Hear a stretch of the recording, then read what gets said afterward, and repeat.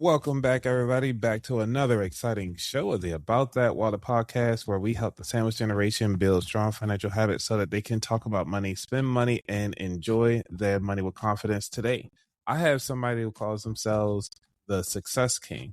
However, they're not just a Success King because they say so, it's because the people actually believe it and they continue on to pump him out there. And I'm glad to have him on the show. Welcome to the show, Duane. How you doing today? So glad, absolutely great, Anthony. Glad to be here. Glad to absolutely engage with you today.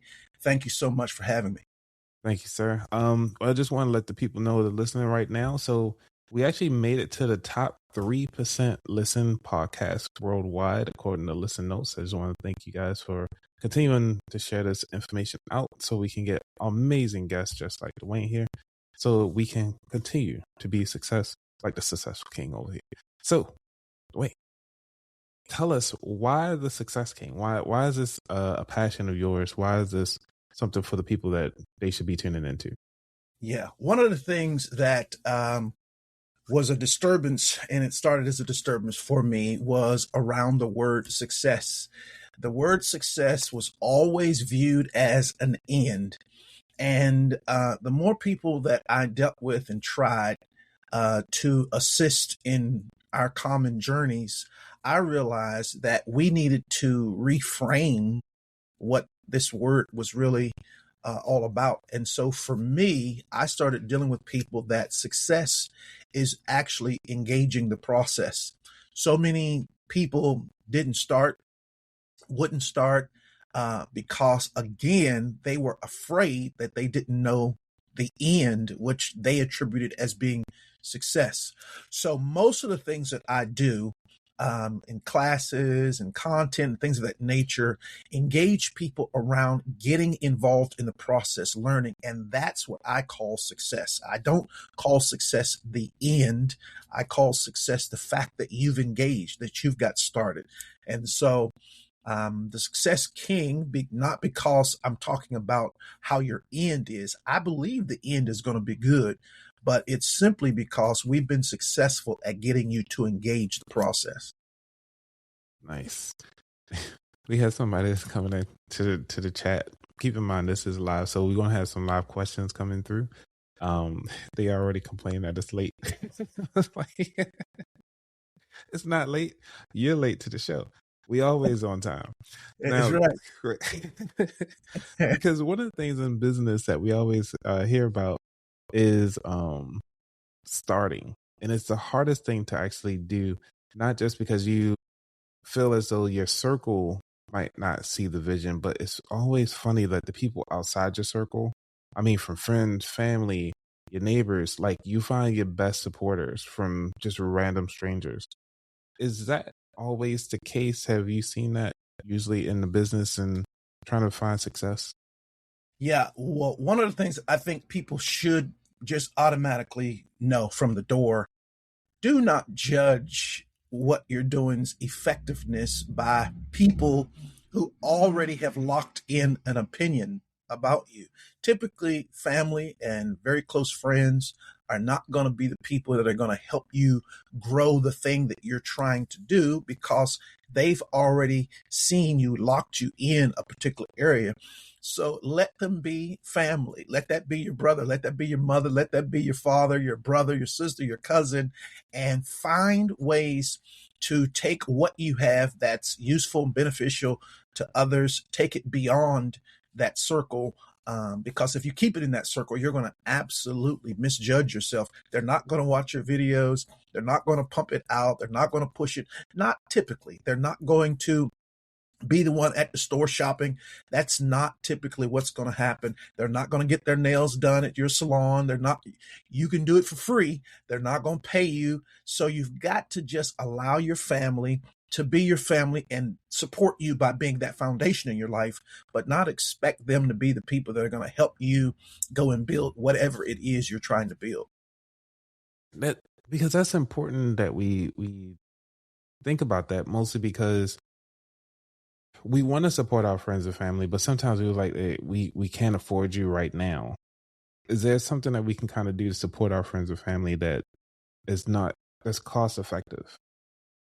Yeah, I think for us to support friends and family. Like one of the things that I do, so I teach people how to invest in the stock market. I help people with credit. So one of the things I did, I made a decision. I was not going to try and get my family to hire me. I would, as a service to my family, just like anything legacy oriented, I'm going to simply provide this service to my family. So I offered the service that I provided as a business free to people in my family. In addition to that, I said, I'm going to take a 10-week class and just teach how to invest in stocks. And I'm going to offer this as a Zoom just for my family members. So that one day out of the week, we would come in on a Zoom, and whoever in the family wanted to be a part of that was able to participate. So I think you can get your family to come along. I think you just have to be careful to not try and treat your family as people who are clients, but instead maybe offer what you do and have as a strong suit as something that can lift your family. I like that. Now, when it comes to business, you talked about legacy. And a lot of times people say, well, I started this business for my child. Mm-hmm. But the child has no interest in that business. They saw the work ethic. They saw the hustle. They saw the grind. And it was like, I don't want to be a business owner. I would rather just work in regular 9 to 5. I've seen it common over and over again.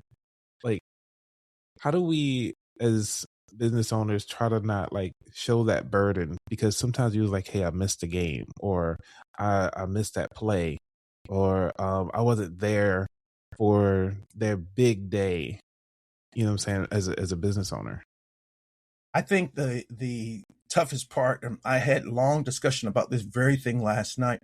I think one of the most difficult things in being a founder of something, doing something maybe first in a family system, definitely new for you, is that it definitely requires a lot of your time. It's going to pull you away. And so you've got to find a way to be loyal to yourself and to your vision. And at the same time, make sure that the time you have with the people that you love, you are really present with them. So as far as what I show you, if you were a child of mine per se, and I was going to bring you in to do some summer work or something of that nature to kind of get you acclimated to learn a little bit about the business, I think it's important to let people learn. Just like if you were bringing any intern or something into the business, let them come in and see some specific aspect. Don't bring them in at the owner level. As far as what you showed them, bring them in and share something with them in this time that could be beneficial, and then let them go live their life and engage them again. I just think it's very important to not overwhelm people with your vision because you've bought into it at a different level. Allow people to still have their lives and engage as you see fit in the small part, the pieces that you think are good bites that a person could take. But the key is when you're with people who are not in your vision like you are, make sure you're present with those people. Because we tend to be blindsided to a lot of things, and obviously life be lifing. Let's be honest. Right. Be like, well, we tried. But sometimes that tried isn't good enough.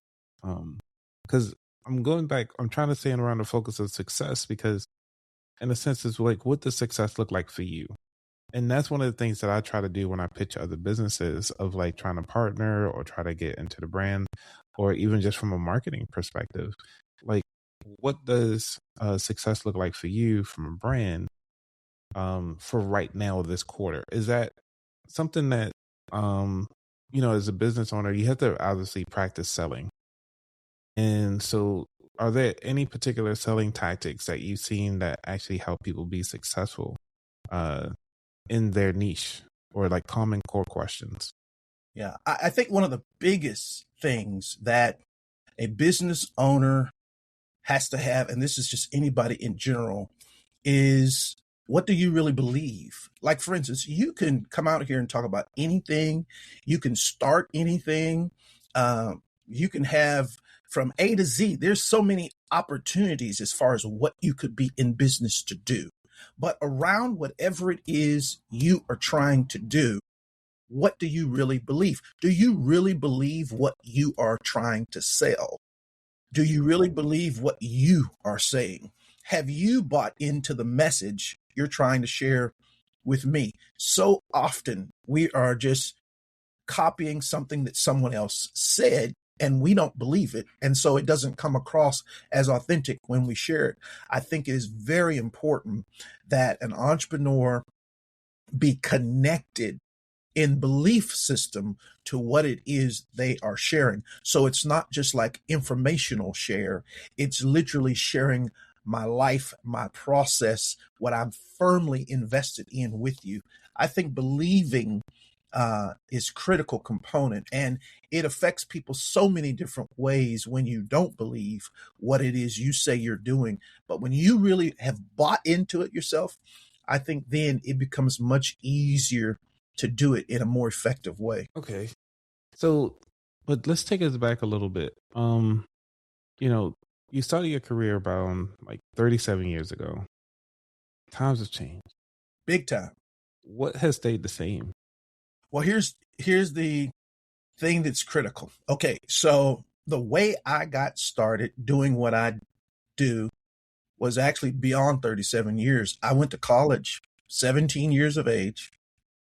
And when I went to college, I had no financial literacy training at home.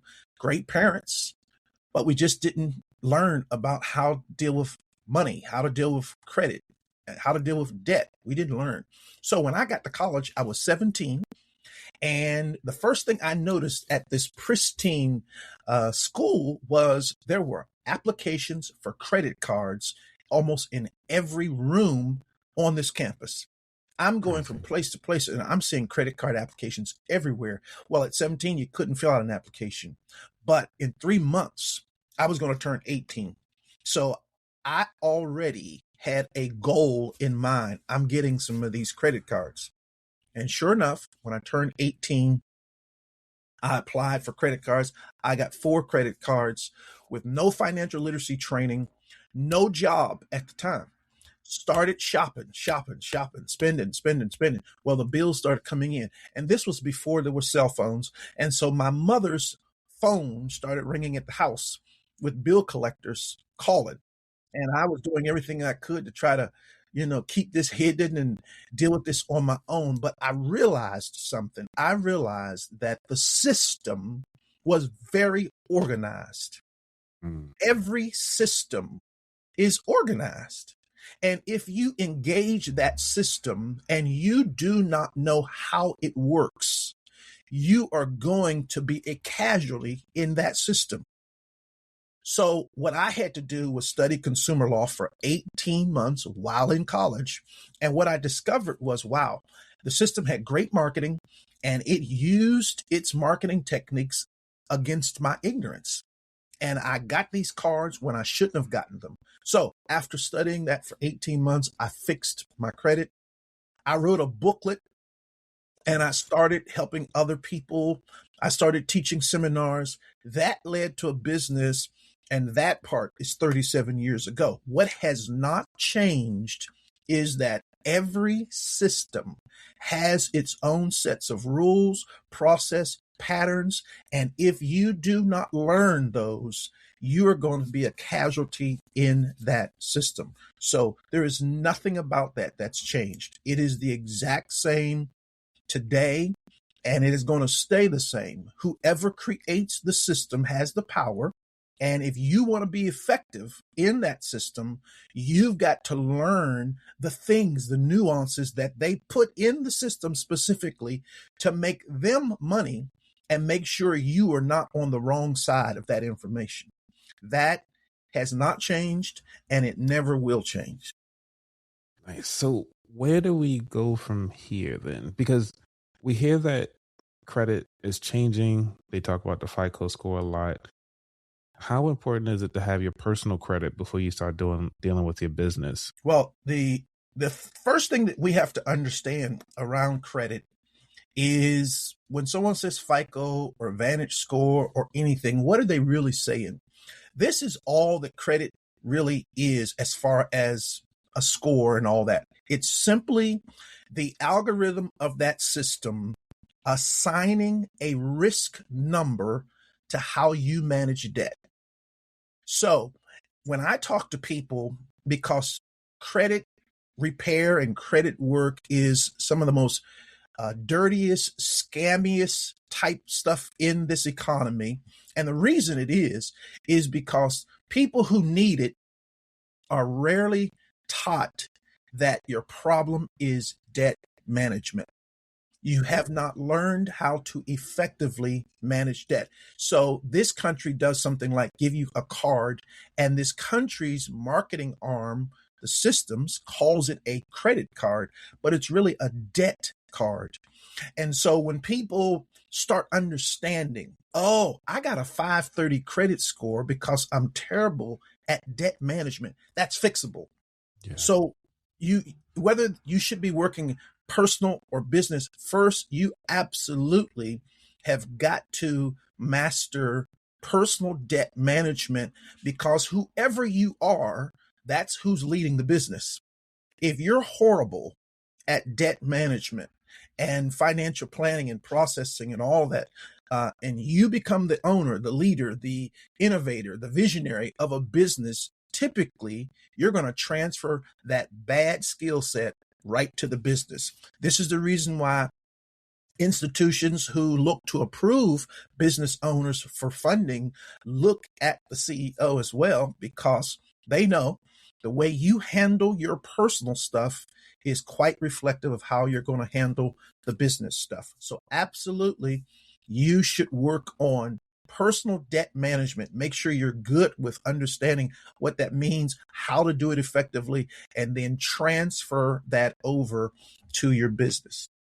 So what could people do right now to start focusing on their personal business? Because, you hear about all these different tools and stuff like that. What is your number one thing that got people going to kind of get their finances in order?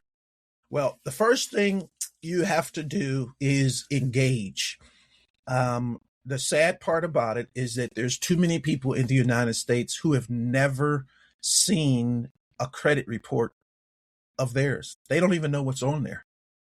And so because they've not seen a credit report and they don't know anything about it until they need it, it's obviously putting them in the game at the wrong time and too late, unfortunately. The first thing you should do is connect somewhere and view your full Experian, Equifax, TransUnion credit reports. Look through it. See what's being reported about you. Look at how many names they have for you, how many addresses they have.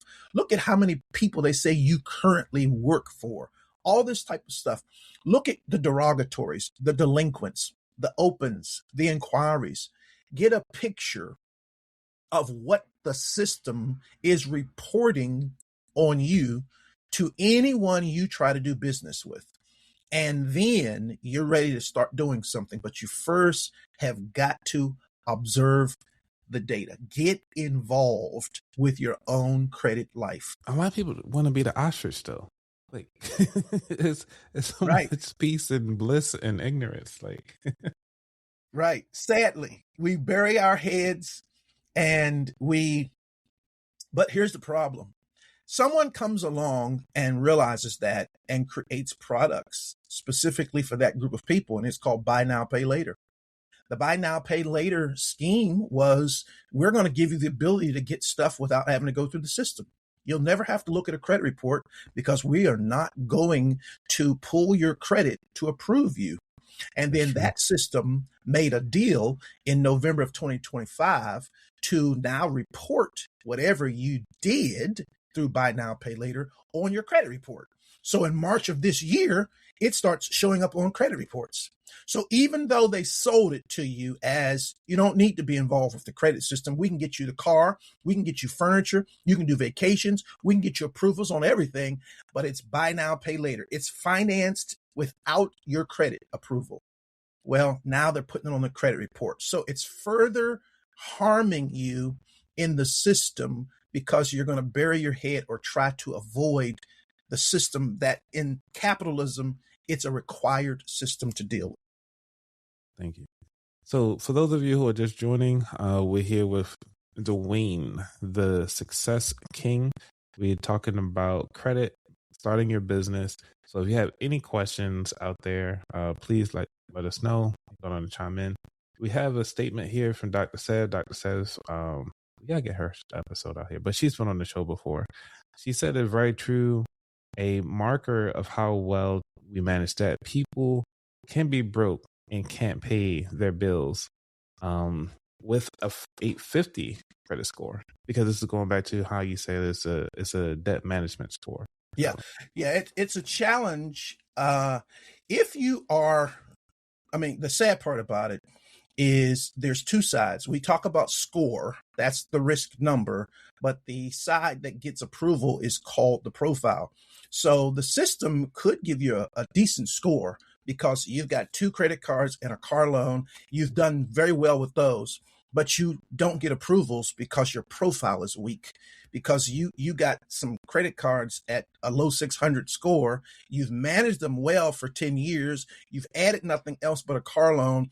And so they have to reward your score because your risk factor is lower because you're doing well. But a score is simply the entry fee into the room where all financial decisions get made. That's all a credit score is. Inside that room now, they're going to evaluate the profile to see, well, your score is 720, but 720 at what? So now we're going to look to see what have you actually had on the profile, and does it fit what is required in order for us to give you what you're asking for. So I see people with 750 credit scores get declined all the time because of a thin file. They do not have in their profile what the system says would be what we would need to see in order to give you what it is you're trying to go for. So you got to have a strong profile with the good score. And you can definitely have a good score with a horrible profile. That is true. I've seen it. Been there, done that. Got my score down to 324 at one point.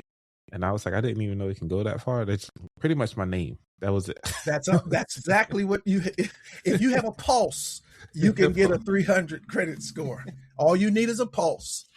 So true. But we're all fighting for the 550 points. We want to get that 300 to 850. We're fighting for that 550. And that profile determines how much of the 550 you get.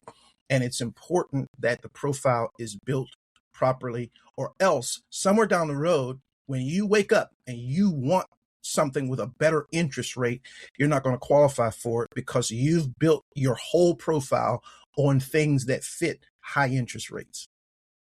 Yeah. And so the reason why I wanted to spend a little bit more time inside building the credit is because some people forget that you need your personal credit to even get started for your business. I know sometimes they always try to say, should you just go down and go out, get your EIN and just go do this, and all of a sudden you're making all this money. But they don't talk about, how did you even get it? Like, right. What was your credit score? What do you need to do? So can you take us from, now we got our credit right, what should be the next thing for the business? Because there's always a pull and a push on this particular topic. Either you should sell something first, or should you start the business first? Yeah. So here's the thing. I use 3 S's to describe an effective business. The first S is separation. And what I mean by separation, the business must be separated from the owner. If you're using your personal credit cards to handle your business transactions, that's not separation. If you're using a business anything to do something personal, that's not separation. The business has to have its own financial identity. So one of the things when you start an LLC, an S Corp, or C Corp, that's all state level stuff. To make it federal, you got to add an EIN to it. To make it start having its own financial identity, you got to give it its own bank account. Then You have to learn that business credit and personal credit use two different sets of credit bureaus. On the personal side, we're talking Experian, Equifax, TransUnion. On the business side, we're talking Dun & Bradstreet, Experian Business, and Equifax Business. Your business does not exist in the world unless you go from separation to the next S, which is structure. So now I've got to make sure that this business is showing up on Dun & Bradstreet. So I'm going to register. I'm going to connect my Duns to my Experian business, to my Equifax business. And my goal now will be to get an 80 Paydex score, which shows up on Duns, because you're not getting funding for a business without a Paydex score of at least 80. So this is now the structure component. The last phase is strategy. And that's where you find who is my client. The three questions that every business owner needs to be able to answer is first, number one, who is my client? Number two, where are they? And number three, what's an offer that I could extend that they could not refuse? I have met with so many business owners who are in business for everybody. Their product is for everybody. And the reason they can't market, the reason they can't be successful is that they don't know their avatar. They have no clue who their client is. Secondly, if they could think about the client, they don't know where these people hang out. They don't know what these people read. They don't know where these people particularly are in social media. So where they're marketing isn't even finding the people. No really successful business goes without those three S's: separation, structure, strategy. And if you really want to be effective at it, you put that into practice. I guarantee you, you're going to find yourself being able to scale a business, getting funding that you need for the business, and being successful because, number one, you're not trying to reach everybody. You are finding a specific niche that your business serves, and you're being very effective at it. And that's how you grow a business very, very effectively in a culture like ours. That makes sense, because I was thinking about, would you buy a vacuum cleaner from a mattress company? That's right. That's right.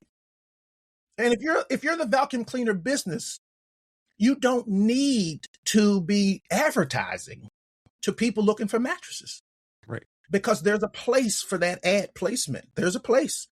And if you're sitting there in that place, you're wasting your dollars. I teach something, and it's just a side note. Our bodies have 12 systems, because I'm a systems person. Our bodies have 12 systems. If you go to medical school, you're going to go to medical school under one system. So you would not trust your ears with your heart doctor, because your heart doctor has had no training on the ears, even though he's working in the body, a very critical component. He is simply not trained. And here's what I've learned about the systems of the body. Some of them are so close. I'm talking about within centimeters from touching each other, but they never touch. So in business, you got to think the same way. I've got to find where is my lane, where is my client, and make sure that I'm going after them with every dollar we have. Because here's what I've discovered, Anthony, is that sometimes it's not a bad business. Sometimes you simply haven't found your client. That's it. I like that. Because you even have it on your website, which is that most entrepreneurs don't have a money problem. They have an alignment problem. And I mean, you're just talking about that with the three S's. And I'm understanding is that even from a podcast, because I understand podcast language a little better. So, because one of the things that I listen to a lot of podcasters, and they say like, yeah, I want to start one. I was like, well, who's your target audience? And if they can't align that creates too much ambiguity. And that's what happened with me with my show when I first started. I was like, well, it's anybody who wanted to learn about money.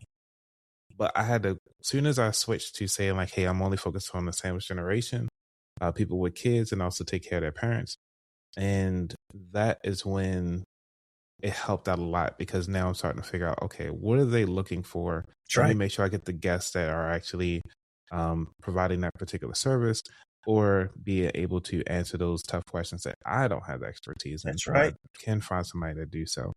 So I think that really sums up the thing. Is there anything that we want to touch on before we dive into the final four questions? No, that's what you just said there is like, when I say paramount, that is paramount. I will just simply say this to reinforce it. Do not doubt your idea. Check your process. Many times, great ideas have been thrown in the trash simply because someone didn't organize it properly, because you just didn't know. I've done tremendously well with credit, but if I were to tell you what I told you at 17 and 18, my score was a 529 before there was a FICO. Um, so it doesn't mean that you can't. It may mean that you simply haven't learned how to operate effectively in such a way that that great idea could find life and growth and become scalable. I challenge people all the time. Do not doubt your visions and your dreams and your ideas. Sometimes you do not have the foundation underneath them so that they can be successful. And it was interesting when you said sandwich, when I saw that sandwich generation, see the Mm, limiting aspect of what we do, limiting the people that we're targeting, makes us have to get more detailed and more specific, because I'm saying it's for these 30s and 40s with these types of conditions. Now I've got to get more specific so that I feed the people that I claim I represent. And I think every smart business owner learns that as quickly as you can. And you start making sure that you are speaking to the actual people your business was created to reach. yeah, So it took I me three love what you years. said. It took me 3 years to figure that It out. takes all of us time because sadly we weren't taught this. Yeah. So who's your target audience before we dive into the fourth? I'm just curious. Yeah, well, here's what's crazy. Most of what I do in life is I help financially plateaued people who know that the system is working against them actually have a breakthrough in credit, business, and life. Primarily, it's a lot of people 46 to 64 in the YouTube world that are watching me who are very financially established. However, there's things that they just don't understand about the system that would help them be a whole lot better. So I'm seeing people who are financially plateaued. That's the people who have connected to what I teach across all of my social platforms. They've got something going, but it's plateaued, and they're trying to figure out, what steps do I need to take to get to the next level. And so the information that I typically produce is all about helping those individuals take their businesses, take their lives to the next level by breaking through those credit, business, and life barriers that we often have. Yeah, because we touched on a lot of the actionable items that they can actually take today. With your audience, has there been like a common thing that kind of get them moving besides just getting their head out of the hole? They could look at what they got going on. Yeah, you know what I've learned, because I'm so into systems, what I've learned the most in what I've done in 2026 is that you'd be surprised how many people, great, well meaning people, putting in a lot of energy, time, and effort, simply do not understand the system they're trying to succeed in. They just don't understand it. So they're doing all the right stuff. Like, for instance, your mother made sweet potato pies, and your She grandmother does. made sweet potato pies, and everybody in your family loved these sweet potato pies. And so you now make sweet potato pies, but you're doing it to sell them. Yet you haven't understood the bakery component that's totally changed. It's no longer just a bakery on a corner and everybody comes and gets their stuff, and nobody coming in at 3 o'clock in the morning cooking pies. And it doesn't work like that. So you've been cooking the pies, and you're wondering why you're not able to sell them like, you think you could sell them, but you don't understand what's happened in that industry. And simply, where's your client?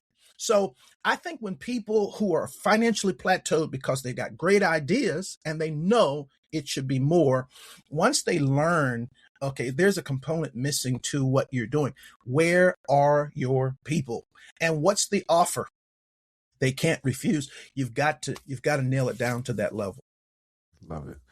So for this, you ready for the front four? Absolutely. All righty. I usually have a jingle, but it is what it is. All right. All right. So question 1, what does wealth mean to you? Yeah. I have a very unique, I think at times, definition for wealth. Wealth to me is all about an abundant supply. So if a demand comes in my life, and it comes in all of our lives, and I've got access to the supply that meets that demand, I'm a wealthy person.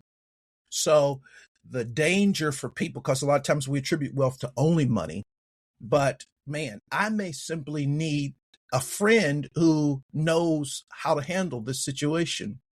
I'm wealthy if I've got that person in my life. I know who to call. It may be financial, but there could be many components and aspects. So I call it an abundant supply that meets every need that comes into my life. That's a wealthy person. I have the resources to meet the needs that come, but it is totally not exclusive to finances. Perfect answer. Like best. Number 2, what was your biggest money lesson? Wow. Here's the thing that I think was huge for me. I was 27 years old and a half when I understood and learned the importance of investing. And I was in my 30s before I really, really got heavily involved. So I missed the benefit of compound interest between ages 20 and 30. You could start investing at 20 to 30 and stop at 30, never put another dime in, and end up with million plus by 65 just by the benefit of compound interest.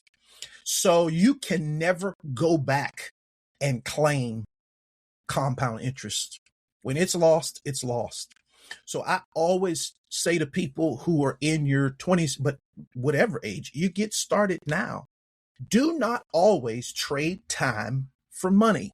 You have got to find a way to send money out and let it go work for you. And that's the power of compound interest. The earlier and the more you send out early, the more time is going to make that money make money, because compound interest is all about your interest makes interest. So if I had started at 20 and not really 27 and a half and mostly 30, I would have had all of those years of my interest making interest, and it would have put me in a whole different position as someone who starts later has to do more. So the younger you start, the less you have to put in because of the power of compound interest. I have a side question. Yes. Which is, do you feel like the hustle is harder, or the reason why older people hustle more is because we didn't take time to invest in ourselves in our 20s? Yeah, I think what happens is this is the truth of life, and I hope everyone in the sandwich generation understands this. When you start seeing the gray hairs like I see in my beard, it's an indicator. It should tell you youth is going to leave so fast. I can't tell you where the last 20 years went. It's gone. You cannot afford to ignore that it's just going to leave. So things like compound interest are things that a younger person should take advantage of. A parent who's smart can open up something when a child is 2 years old because of what it does for you, because of the time value that comes with starting early in life. So absolutely, I think we hustle because we hear the clock ticking. We know we don't have much time, and we know what we haven't done. And so we're trying to get it all in and get it all done. When sometimes what you have to do is say, you know what, I'm going to do what I can do, but I'm going to make sure the generation behind me hears this lesson. Don't wait. Get started. And that's why I share it all the time. I've got gray hair. I remember I didn't have one. I'm losing a little hair right there. I remember when I wasn't losing nothing. I remember when it was coming in real quick all the time. It changes with time. So do what matters. So lesson in its own. Number 3, is there a book that inspired your journey or changed your perspective? Absolutely. Robert Kiyosaki wrote a book called Cash Flow Quadrant. It is, I've read thousands and thousands of books, but this particular book separates where you earn your money into 4 quadrants. One is a job. The other one is a small business, and those are on the left side of the quadrant. Then there is a big business owner and an investor. Those are on the right side. What he's teaching in the book is that you can tell a lot about a person as far as where they earn their money. It will tell you a lot. And he gives different things in the book that it tells you about the person. The goal of the book is to help people who are on the left side of the quadrant move to the right side of the quadrant.